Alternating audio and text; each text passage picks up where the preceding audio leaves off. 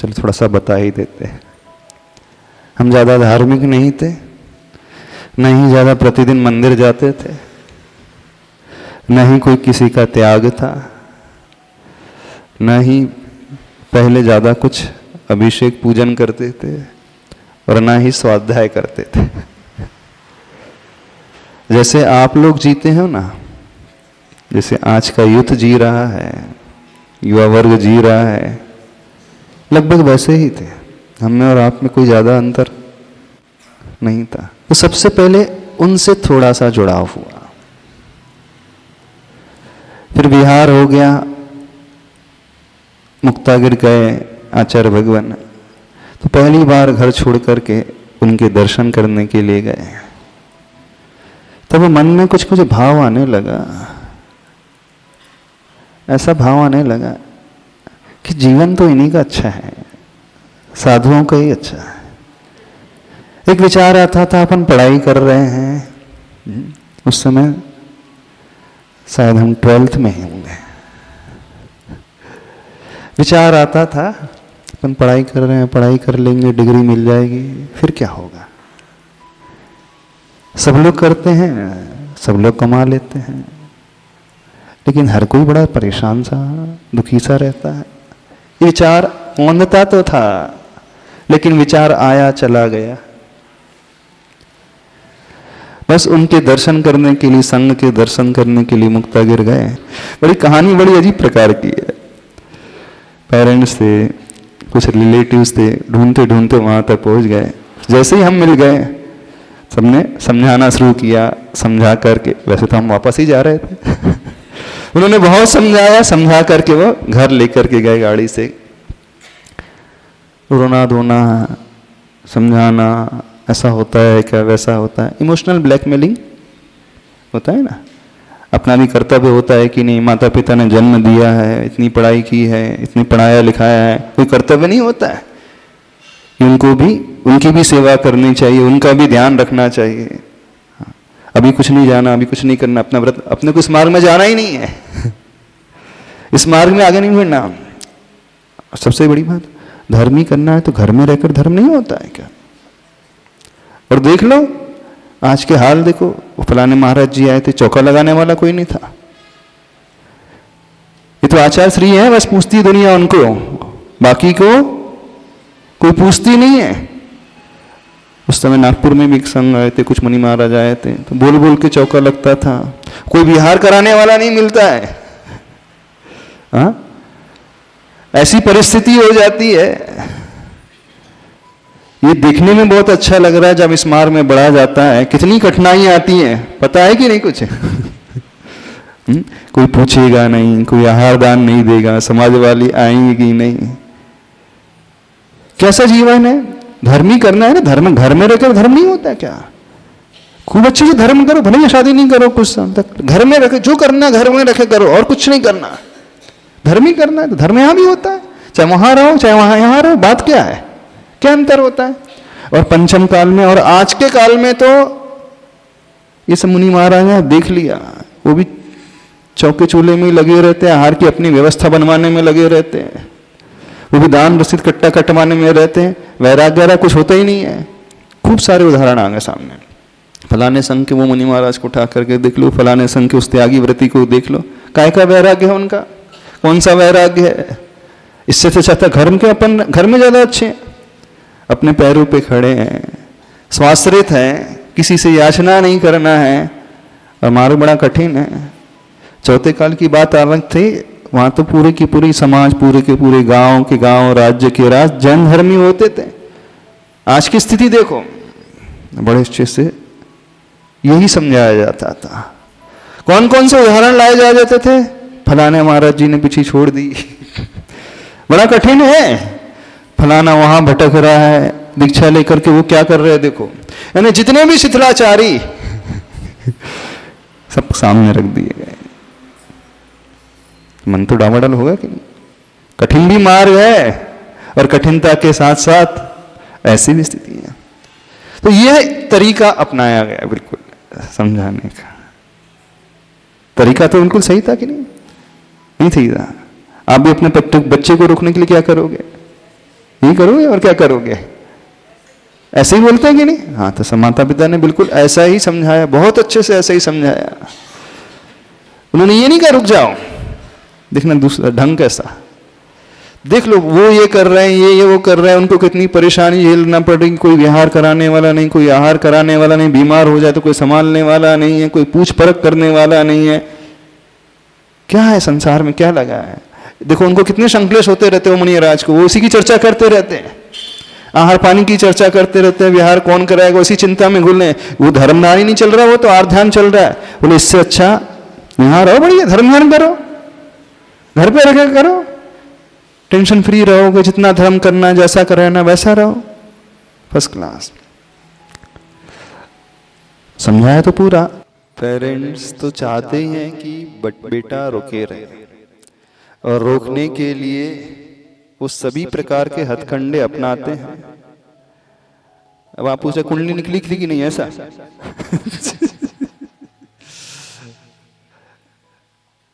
कुंडली इस कारण नहीं निकल पाई थी कि जब हम इंजीनियरिंग पढ़ रहे थे तभी से हमारा व्रत लेने का सिलसिला शुरू हो गया था। 93 से शुरुआत, तो 91 से थोड़ी थोड़ी हो गई थी, वो 91 से हुई, लेकिन 93 से फिर 1 साल 2 साल की शुरुआत हो गई थी।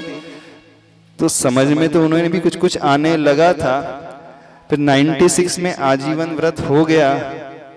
कोशिश तो वो भी करते रहे, अभी भी सोच लो ऐसा है वैसा है। संसार बहुत कठिन है, रास्ता बहुत कठिन है, तलवार की धार पर चलने की भांति होता है। हर एक व्यक्ति अपने आप को संभाल नहीं पाता है। कोशिश तो उन्होंने बहुत की, लेकिन जहां तक हमें याद है कुंडली नहीं निकल पाई होगी शायद। नमोस्तु महाराज जी, जब सहबरा के संकेत आर्ग्यूमेंट की बात है, तो आर्ग्यूमेंट कभी नहीं हुआ। हम उनकी हर बात को सिर्फ सुनते गए, क्योंकि हमें पता है व्यक्ति से जब कुछ छूटता है तो दर्द तो होता है, पीड़ा तो होती है। जब पीड़ा होती है तो उनको संभालने का भी मौका दिया जाना चाहिए, और उनको संभालने का सबसे अच्छा तरीका होता है उनके मन में जो भी भरा होता है उसे निकालने दो। पहले जितना भी भरा निकल जाने दो, किसी भी तरह निकाल देगा व्यक्ति तो आधा हल्का तो वैसे ही हो जाएगा। सबसे आसान तरीका है, किसी को यदि हम अपने अनुरूप चलाना चाहते हैं, अपने फेवर में लाना चाहते हैं, अपने अनुरूप बनाना चाहते हैं, तो पहले उसकी जी भर के सुन लो। जो जो वो कहना चाहता है, जो जो वो भर करके रखा है अपने मन में, दिमाग में भर करके रखा है, जो जो भी उसकी आपत्तियां हैं, आशंकाएं, सब सुन लो। सुनने मात्र से ही वो आधा हल्का हो जाता है कि नहीं मेरी सुन ली गई है। अब फिर उसके बाद की स्टेप जो होती है, अब अपन तो समझा नहीं सकते बड़ों को, फिर बड़े किनकी सुनते हैं, उनके थ्रू इनडायरेक्ट रूप में संकेत किया जाए तो फिर वो उनकी बात थोड़ी थोड़ी मानने लगते हैं।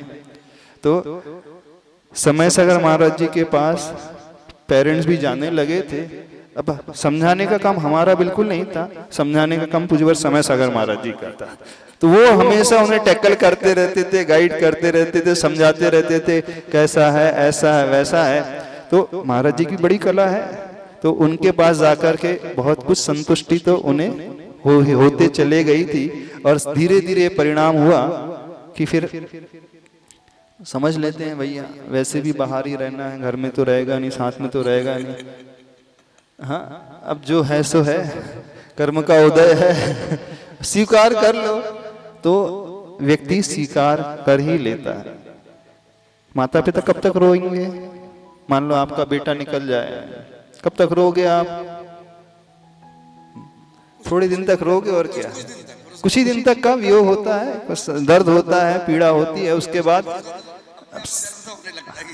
गर्व तो बाद में होगा, अभी गर्व की बात नहीं, दर्द की बात चल रही है। पहले तो दर्द की बात है, गर्व तो कोई बहुत बात की बात आती है। पहले तो पीड़ा होती है, फिर समझने से लगते हैं कि अब हम बात हमारे हाथ में नहीं रह गई, कंट्रोल के नहीं रह गई है। अब हम ज्यादा फोर्स भी नहीं कर पाते हैं, और फिर गुरुजी के पास जाकर के अच्छे अच्छे अपने आप ही समझ जाते हैं। तो सब अपने आप, और देखा जाए तो अपने आप होता चले जाता है, कौन किसी का क्या कर सकता है। क्यों? हमें भ्रम होता है कि हम उन्हें कुछ कर रहे हैं सहयोग। हाँ, यदि वहां रह रहे हैं तो अवश्य करना ही चाहिए, लेकिन इस मार्ग में जब आत्मकल्याण की बात आती है तो थोड़ा सा निष्ठुर होना भी पड़ता है। बिना निष्ठुर हुए, बिना कठोर हुए ये संभव भी नहीं होता है। यदि वो बहुत ज्यादा सोचने लगेंगे तो वो उपकार फिर मोह में बदल जाता है। वो उपकार की भावना किसमें परिवर्तित हो जाती है? मोह की भावना में परिवर्तित हो जाती है। बहुत जल्दी व्यक्ति फिर उसमें बहता चला जाता है। तो इस स्टेज में तो यही चिंतन करना चाहिए, जैसे तीर्थंकर भगवान चिंतन करते हैं ना, आप अकेला अवतरे मरे अकेला होए। जो 12 भावना होती है ना, उतना ही हम कर सकते हैं, उसका ही इतना ही सहयोग दे सकते हैं। सबका अपना अपना पुण्य होता है, अपना अपना भाग्य होता है। उन्होंने कर्तव्य किया, तो इसलिए पेरेंट्स लोग कर्तव्य नहीं करते हैं मुख्य रूप से कि ये मुझे दे, मुख्यतः उनका भी लगाव रहता है। और यदि इस मार्ग में रहे तो फिर पूरा का पूरा चुकाना चाहिए। और उपकार ऐसा नहीं है वही चुकता है, इस मार्ग में भी आके तो उपकार का बदला चुकता है। यदि गुरुओं के उपदेश को, मुनियों के उपदेश को सुनकर के कोई व्यक्ति पापों को छोड़ देता है, विषय कषायों से दूर जब हो जाता है, तो ये क्या मुनियों का, गुरुओं का उपकार नहीं है उन श्रावकों के ऊपर? उन माता पिता के ऊपर उपकार नहीं है? बतलाओ हमें, है कि नहीं? उपकार की परिभाषा सिर्फ क्या अर्थ से ही होती है क्या? उपकार की परिभाषा सिर्फ बाहरी फैसिलिटी से ही होती है क्या? यह भी तो एक उपकार है कि अंतरंग विचारधारा व्यक्ति ने बदल दी, सुन करके, प्रभावित होकर के, गलत रास्ते को छोड़ करके, पाप के रास्ते को छोड़ करके सही रास्ते को वो अपना ले। ये भी तो बहुत बड़ा उपकार है। तो सही उपकार तो वास्तव में यही है। वो तो कहने के लिए हो जाता है कि इस प्रकार से हम मदद कर रहे हैं, आदि आदि।